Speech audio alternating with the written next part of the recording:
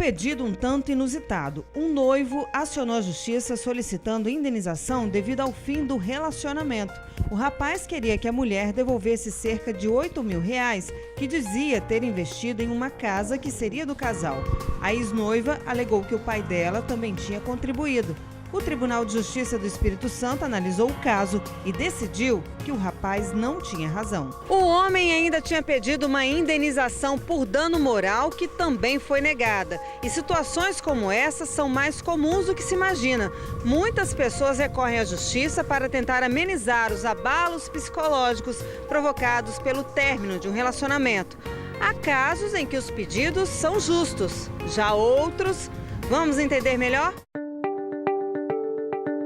É importante destacar que o simples fato de um relacionamento ter chegado ao fim não enseja dano moral. É preciso identificar primeiramente um ato ilícito, uma conduta ilegal de alguém.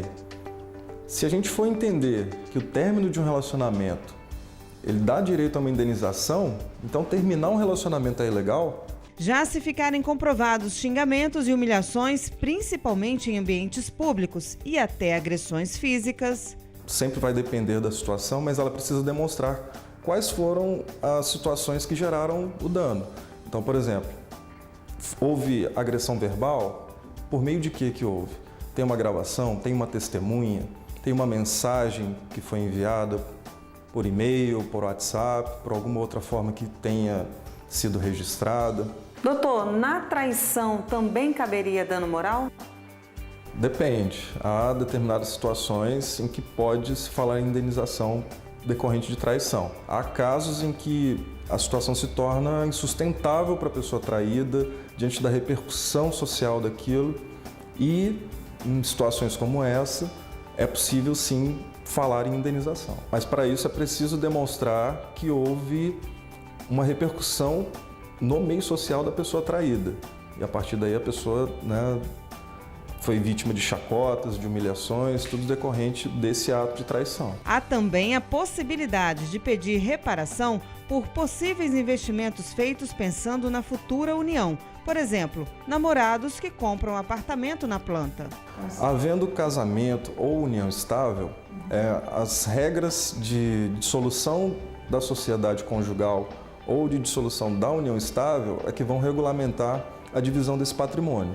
Agora, em situações que não são entidade familiar, determinados tipos de investimento podem ser pleiteados por meio de uma indenização de danos materiais, se for o caso, se não conseguir resolver amigavelmente, que é sempre a melhor saída.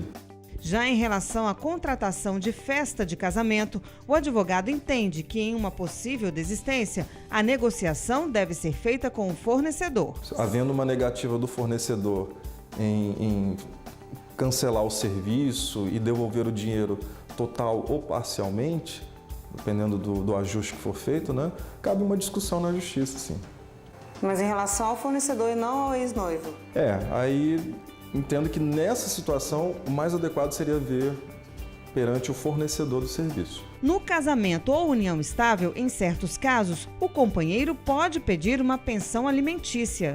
Há casos em que a pessoa encerra um relacionamento ou está em vias de encerrar um relacionamento e ela não tem condições de se manter por si mesma. Às vezes se dedicou o tempo todo da sua vida ali naquela relação, se dedicou unicamente à relação, deixou de trabalhar, cuidou só dos filhos. Situações como essa, diante de um término do relacionamento, podem ensejar sim uma ação de alimentos para que essa pessoa possa receber um valor para que se mantenha independente de ter terminado a relação.